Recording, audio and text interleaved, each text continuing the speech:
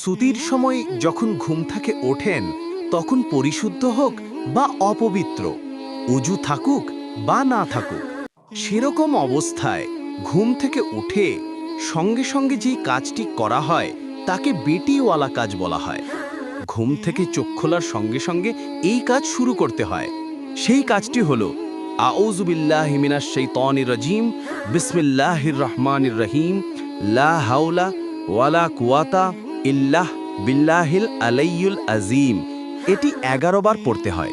ব্যক্তি বলেছে, আমি ১১ বার এই কাজ শুরু করেছি এবং কিছু সময়ের মধ্যে আমার প্রয়োজনীয় সাহায্য ও সুযোগ এসেছে। আমার ঋণ কিভাবে কমেছে আমি বিস্মিত। আগে ঋণ কমতো, তারপর আবার বাড়তো, তারপর আবার কমতো, কিন্তু কখনো পুরোপুরি কমতো না।